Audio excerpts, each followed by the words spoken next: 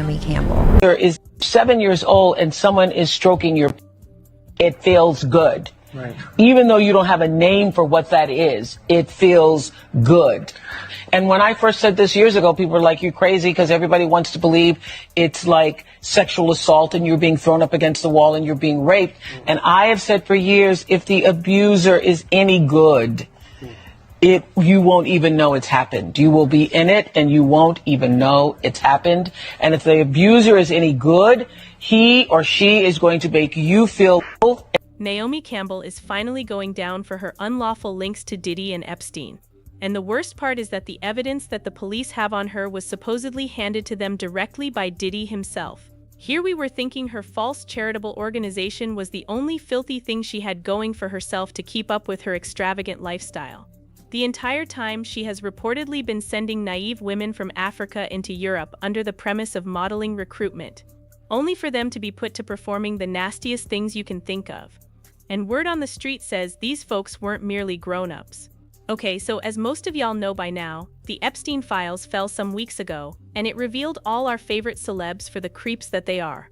And to absolutely no one's surprise, Naomi Campbell's name was right there too. If there's one thing Naomi is going to do, it's get herself involved with the shadiest guys you can think of, then turn around and look like she had no clue what they were doing.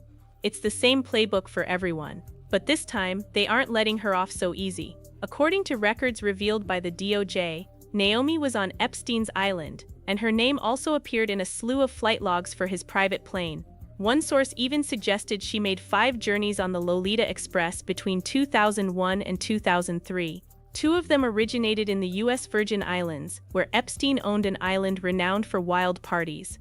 A handful of the planes traveled to the São Paulo, Brazil region. Jeffrey was also spotted at many Victoria's Secret events, and they were captured leaving together most of the time. Naomi claims she didn't even know Epstein or hear anything about him until her ex-boyfriend, Flavio Briatore, introduced them at her 31st birthday party back in 2001.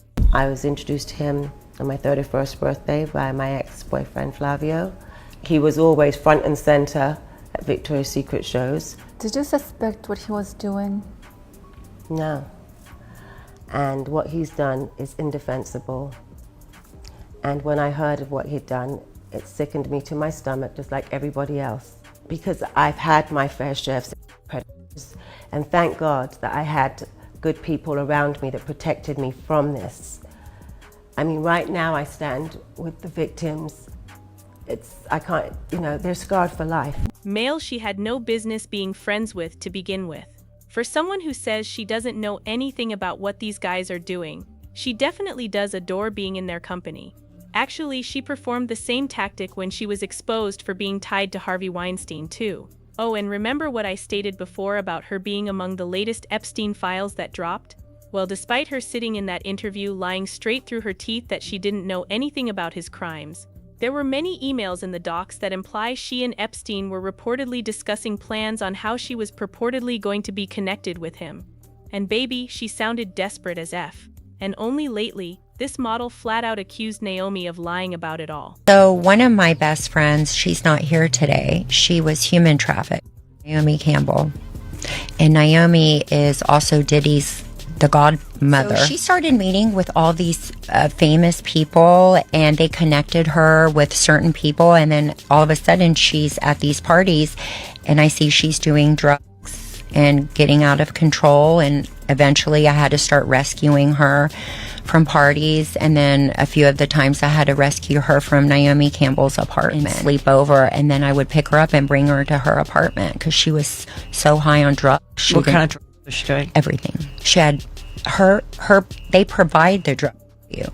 So she would open her purse and it would just be everything, whatever you wanted. It was like a pharmacy. Who would open the purse? Oh, she would. Oh, she's like, what do you need, Babs? Do you need anything? I would say, I don't do anything. Oh. But none of them ever really walked any runway. Nobody truly knows what happened to these girls. There were other video of her in Kenya apparently performing charity work to aid children, but many are now looking at it with skepticism too. What do you think she gets out of it? Well, she gets money. When you bring models or people that can easily be manipulated, you get funded. You get funded. How does she own an island being a supermodel? I didn't know she owns an island. Yeah, she owns an island. But this is crime scene investigation. Yeah. But it opens your eyes to things that you never even thought of, and I connect all the dots. Putting her up with many affluent men to try for her to date these guys. At some point, Elsa caught on to what was occurring and let Naomi know she wasn't interested in any of it. But this simply made Naomi angry, and she had Elsa blackballed from the business. Mind you, Elsa was just 19 years old at the time and was just beginning out. Naomi was coming to Nairobi to do some shopping. She was on holiday, but on a remote place. So she was in Nairobi doing shopping. And I texted her and she told me she's in Nairobi. So I was so excited to meet her. She was the first celebrity I was ever going to meet. Guys, I was through the roof. She texted me, she was like, hey, I'm here. She texted me the location. I went directly. I went with my brother. So my brother and I, we met her, we did some shopping. And as we're shopping, she's like, oh, the plane that's taking us back actually has couple more seats. Do you and your brother want to join us on holiday? Hell yes. So I was like, oh, that'll be so lovely. She introduced me to a couple of people in Hollywood. If people she was on vacation were coming to Nairobi after the vacation, they were staying at the Kempinski. So I went to see them at the Kempinski when the whole thing was over. So I sat down with them. I was talking to one of them, and one of them was like, oh, it's so, like, how did you meet Naomi? And I was like, oh no, I texted her on Instagram, blah blah. And she was like, oh yeah, she told us like she made you and she built you and she made your career. And I was like, what? No, that's not what happened. And I was like, you mean like helped me and like promoted me? And she was like, no, like what you have is because of her. And I was like, oh yeah, no, that didn't happen. Time goes by. March 2022. We have jumped into March 2022. I get a phone call. My phone is ringing. Naomi Campbell. Oh, so I pick up. I'm like, hey sis, like how are you? How are you doing? And she's like, Elsa, how dare you? Oh! So I'm in shock, right? I'm in shock. I don't know what's going on. She was like, this is the last time I'm speaking to you. Have a nice life. And she hung up. Which I was very saddened by the situation, right? But I was like, if that's how she truly feels, because I respect people's space. So I was like, if that's how she truly feels, fine, it's okay. So I let it go. So after that, like a few months, things started going very badly for me. Things started going haywire. And I didn't think it was, I thought it was because of the situation, let me not lie. But I was like, also it can be sure. So I was like, let me go. Because also having someone like Naomi Campbell not liking you in the industry is not a good thing. So I went to her, I apologized. I'd already apologized when the situation had happened, but I went and I apologized again and again. I started calling her, I started texting her, and then one day she just texted me and she was like, stop calling me. I have a child to take care of. So after that, I just said, okay, there's nothing I can do about it. I started drinking. That's why I even quit alcohol. I started drinking. I started drinking a lot. Yeah. And then, because I wasn't sure why things were going so wrong and I couldn't put my finger on it. And then a few months later, I met Edward Enifel at a party, and Edward Enifel is oh my goodness, he's one of the people I adore the most. So I was like, oh my goodness, that's Edward, I have to go say hi. So I'm like, hey Edward, I'm such a big fan. And he looks at me, he's like, I know you. And then he said something that made me think the situation with Naomi was causing like some of the trials and tribulations I was currently going. But that's not all, y'all, because this isn't the first dodgy dude Naomi has gotten hooked up with. Back in 2010, she was brought into court to testify against the former Liberian president, Charles Taylor, after he offered her blood diamonds when she was living at Nelson Mandela's mansion in South Africa. Now, in case y'all don't know, Charles was arrested in 2006 and was accused for equipping Sierra Leone's Revolutionary United Front rebels during the 1991 to 2002 civil conflict. He trained and supervised the rebels, who ruthlessly assaulted Sierra Leone residents, frequently chopping off their hands and legs. While Charles was doing all this atrocities, he got his hands on a lot of riches, including the diamonds he ended up gifting to Naomi. Now, when Naomi originally was asked about this, she denied everything and even stormed out of the interview. But when she was brought to court and questioned about the entire scenario, she revealed that she did truly get diamonds from Charles, and they were presented to her by two random guys who came up at her apartment in the middle of the night. She also stated she didn't retain the diamonds and that she gave them to a charity instead. Did a fashion show. I don't remember what it was. It might have been Jenny or something like that in Milan. And we were doing that fashion show backstage, and you came up to me right when I was about to walk out, and you said something. And it's so funny because it was so surreal at the time when you said it. I didn't think that you could actually say something like that. What did I say? You said something like, "You'll never be me, don't ever think that you'll be me," and something like that. I said that? Yes. Rumor has claimed that Diddy may have been utilizing prominent girls in the business to pull guys into his dubious private encounters. In fact, word on the street is that 50 Cent is apparently revving ready to disclose all the juicy facts. So what precisely is going on? You already know by now that 50 Cent intends to produce a surviving Diddy documentary, but for those still unaware, last year a representative for 50 Cent confirmed to TMZ that the 48-year-old rap production company G-Unit Films and Television is developing a documentary about the allegations against Combs. The spokesman claimed revenues from the documentary would support victims of SA&R. Jackson revealed a teaser of the documentary on Instagram. In the footage, former Bad Boy Records rapper Mark Curry alleged Combs would poison bottles of Moet with a chemical that would make ladies at nightclubs slippery. Curry stated that Combs would advise his buddies and acquaintances not to drink from the bottles. And on this bottle, they be regular Moet bottles. On them bottles right there, they've been to have something to make the girls be real slippery and all of this kind of stuff. Are demonstrating that we still don't have the complete picture of Diddy's nefarious operations. Gene shed light on the latest case against hip-hop mogul Diddy. The complaint, filed by producer Lil Rod, claims alarming compulsion methods perpetrated by Diddy, including efforts to persuade people into sexual interactions against their will. Speaking on the topic, Gene Deal showed little surprise at the charges, noting a pattern of conduct he claims to have observed over the years. According to Deal, Diddy's behaviors are not new. Leopard don't change his spots, and Diddy been doing this for a real long time, bruh.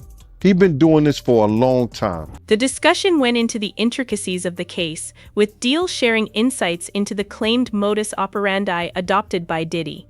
Lil Rod's complaint says that Diddy arranged a situation where a female friend sought to engage in personal actions with Lil Rod in front of Diddy and others. Despite Lil Rod's reluctance, the pressure apparently remained, showing a worrying tendency of coercion inside Diddy's entourage. According to Deal, Diddy's strategies reportedly entail employing women to push guys into uncomfortable positions. Now, this takes us to Naomi Campbell. Naomi Campbell is recognized not just for her breathtaking beauty, but also for her great career as a model. With her mesmerizing presence on the runway and in front of the camera, she has established herself as an iconic personality in the fashion business. Her grace, elegance, and irresistible personality have made her a darling with designers, photographers, and audiences worldwide. Throughout her career, Campbell has adorned the covers of several publications, walked the catwalks for the most famous fashion companies, and appeared in numerous high-profile advertisements. Her flexibility and longevity in the field speak eloquently about her skill and devotion. With her extraordinary beauty and unequaled expertise, Naomi Campbell would surely be the ideal fit for the likes of Diddy. You see, Naomi Campbell was previously supposedly there at a party when Diddy apparently wanted to take advantage of Snoop Dogg. Luckily for Snoop, his wife arrived in the nick of time and rescued him. Shantae walked in there and called his name one time, Calvin. In front of Naomi Campbell. Yes, sir. In front of Diddy. What he's done is indefensible. And when I heard of what he'd done, it sickened me to my stomach, just like everybody else. Anyway, aside from being successful and gorgeous, Naomi has a lengthy history of mistreating people. In reality, between 1998 and 2009, she was punished multiple times for placing her hands on others. In 2000, she pled guilty after placing her hands on her former aide and beating her on the head with a telephone. Then, in 2007, Naomi was convicted again after becoming violent with her former maid. However, she exhibited no contrition and notably attended her community service wearing costly clothing, genuine fur, and a $300,000 Dolce & Gabbana gown. But it didn't take long until this haughty attitude caught up with her again. In June 2008, she was sentenced to 200 hours of community service for placing her hands on 2 police officers at London Heathrow Airport. But this still wasn't the end of her legal difficulties. Less than 2 years later, a judge in Italy awarded Naomi a 6-month suspended jail term after she fought a paparazzo who snapped images of her and her then-boyfriend. The things that Naomi Campbell knows, ain't nobody ready for that. That's Delilah. The woman that can do what no other man could do. Look at Naomi 20 times. Now let's speak about Naomi's association with a different sort of figure, Harvey Weinstein. In August 2019, the Daily Mail released a lengthy exposé on Naomi's associations with a hair-raising range of personalities, from Harvey Weinstein to Jeffrey Epstein and Kevin Spacey. As the Mail pointed out, Weinstein was regularly spotted with Naomi before to his arrest, and he attended her notorious week-long 40th birthday party in France. Weinstein's former driver subsequently testified that Weinstein almost lost his life during the party when his gastric band failed and a surgeon had to be summoned. However, it's unclear what Weinstein was doing at the party when the event occurred. As for Jeffrey Epstein and his accomplice Ghislaine Maxwell, there is plenty of proof of Naomi interacting with the two. In fact, revealed records from Maxwell's trial proved that Naomi made excursions aboard Epstein's private plane. Then a photo went viral showing Virginia Roberts, the claimed victim of Epstein, and Prince Andrew at a boat party for Naomi's 31st birthday. The picture also shows Ghislaine Maxwell in the background, while Naomi is standing close to her then-boyfriend, Italian millionaire Flavio Briatore. When she was further questioned about her link to Epstein, Naomi said her boyfriend introduced them at her birthday party, and she confessed seeing Epstein front row at many Victoria's Secret performances. However, she denied knowing anything about his actions. When all those claims against Diddy appeared, Naomi's name came up. Naomi and Diddy have been friendly for decades, and they were even said to have dated back in 2001. However, Naomi now likes to refer to Diddy as her brother. But when those claims appeared, Naomi swiftly erased a picture of her with Diddy and Janet Jackson off her Instagram. According to Page 6, the picture was shot only days before Cassie filed her complaint, and Naomi partied with Diddy in London to celebrate his 54th birthday and the release of his new record. So we're not sure why Naomi bothered to erase the picture, since the internet is inundated with many more photographs of her and Diddy partying, attending red carpet events, and even traveling together. Not only that, but there is also a lot of proof of Naomi being acquainted with Diddy when he was dating Cassie.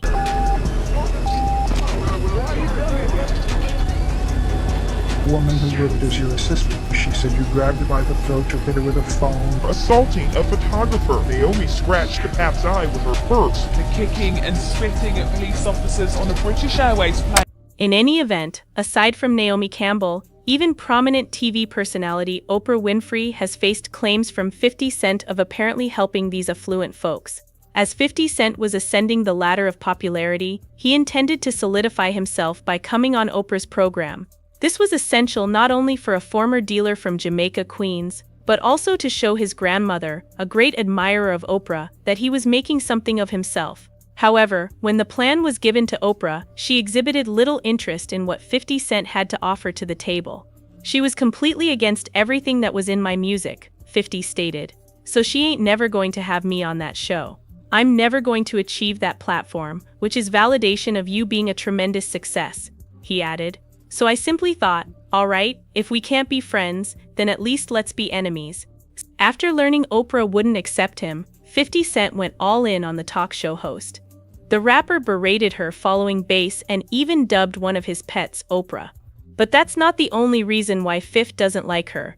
There's also speculation alleging that Oprah has turned her back on black artists and cozied up to Hollywood elites, including controversial personalities like Harvey Weinstein and Jeffrey Epstein.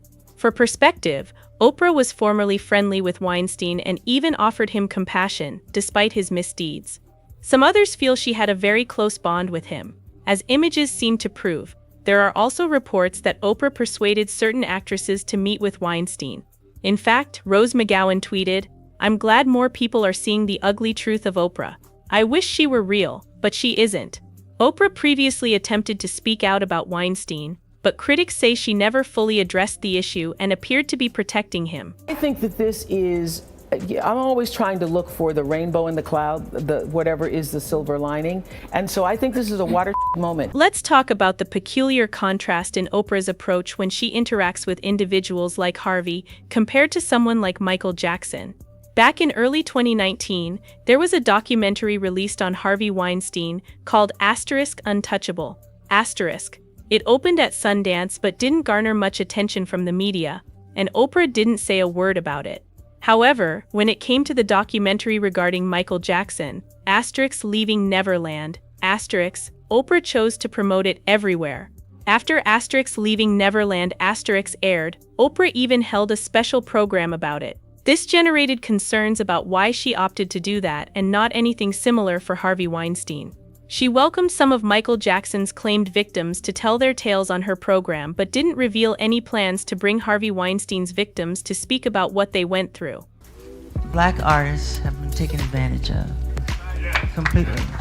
And it's time now that we have to put a stop to this incredible injustice. This contrast made some question about Oprah's motives and why she appeared to defend her buddy Harvey Weinstein while placing the attention on Michael Jackson. What made this issue even more fascinating was that Harvey Weinstein was already convicted and there was plenty of proof against him demonstrating his culpability. So why did Oprah appear to avoid talking about him or give his victims a chance to speak out? The fact that she didn't address his tale or offer a forum for his victims left many people bewildered. One couldn't help but sense a foul taste when contemplating the time and circumstances of Oprah's attention on Michael Jackson. It is important emphasizing that Jackson had gone dead over a decade ago, making him unable to defend himself against the claims brought up on Oprah's program. Meanwhile, Harvey Weinstein remained alive, with other victims who had courageously come forward to relate their traumatic stories. So why did Weinstein's story not get the same attention and scrutiny? It sparked reasonable worries about Oprah's motivations and if she was seeking to defend or shield persons with a history of poor conduct. The glaring disparity between the treatment of Michael Jackson and Harvey Weinstein cast a shadow of suspicion over Oprah's intentions. It prompted doubts about her commitment to justice and her readiness to hold powerful persons responsible.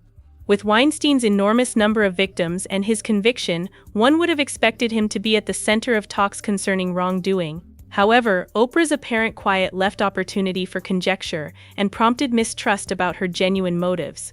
Amid the growing problems surrounding Oprah Winfrey's relationship with prominent characters like Harvey Weinstein and Jeffrey Epstein, the internet realm ignited with indignation. The charges levied against the prominent TV personality reached a crescendo, with some going as far as accusing her of directing a criminal trafficking network. Such astounding charges drove Oprah into a position, pushing her to face the wild rumors that had blown out of control. "I just got a phone call that my name is trending," Winfrey posted on Twitter, adding, "and being trolled for some awful fake thing. It's not true, haven't been raided or arrested. Just sanitizing and self-distancing from the rest of the world. Stay careful, everybody." Additionally, in the past, 50 Cent has accused Oprah of exclusively attacking alleged predators who are black, while maintaining quiet on high-profile predators who are white. The rapper and actor also mentioned Oprah's contentious interview with Michael Jackson's accusers, Wade Robson and James Safechuck. The sit-down was televised after the airing of HBO's *Leaving Neverland*, which addressed the long-standing molestation claims against Jackson. "I don't understand why Oprah is going after black men. No Harvey Weinstein, no Jeffrey Epstein, just Michael Jackson and Russell Simmons," 50 once wrote on Instagram. He then switched his focus to Gayle King, Oprah's close friend, who performed a broadcast interview with R. Kelly amid increasing outcry over his alleged abuse. "This is sad." Gayle hit R. Kelly with the Fatal Blow documentary. "Every time I hear Michael Jackson, I don't know whether to dance or worry about the young boys," he wrote. "These documentaries are publicly convicting their targets. It renders people guilty until proved innocent." Aside from this, there is Oprah's notorious school. When the Oprah Winfrey Leadership Academy for Girls opened in Johannesburg in 2007, Nelson Mandela, Tina Turner, Sidney Poitier, Spike Lee, and Oprah herself attended a magnificent ribbon-cutting ceremony commemorating the pioneering boarding school, built with $40 million of Oprah's money. Less than a year later, 6 of the 152 students who had been personally handpicked by Oprah to join the school came forward to accuse dorm matron Virginia Tisagnane of sexual assault and physical violence. Desperate to repair her image and safeguard the brand she had established, Oprah flew in with a team of detectives to unearth the truth. 6 courageous females came forward, mustering the fortitude to tell their devastating stories. Yet, to the dismay of many, Virginia was exonerated of all charges, leaving the public wondering the impartiality and efficiency of the legal system. The controversy reached unprecedented heights, throwing doubt not just on the authenticity of Oprah's enterprise, but also on the integrity of the whole South African school system. But the gloom didn't fade with that controversy. Less than 2 years later, another dispute emerged inside the walls of Oprah's university. Disturbing disclosures surfaced, shedding light on a culture of intimidation among the pupils. It was uncovered that a 15-year-old girl had been forcing victims into quiet, coercing them not to report altercations to their parents or police. Shockingly, 7 pupils were suspended for their participation in threatening conduct and improper behaviors. A letter received to one parent outlined charges of personal contact. Despite Oprah's efforts to resolve these concerns, it appeared that the flaws were firmly rooted throughout the Academy's basis. In any event, while Oprah and Naomi Campbell have not been officially cited in any of Diddy's cases, some fans think they should also be held liable for their alleged wrongdoings and for deceiving young people in the business. Anyway, that's all for this video, guys.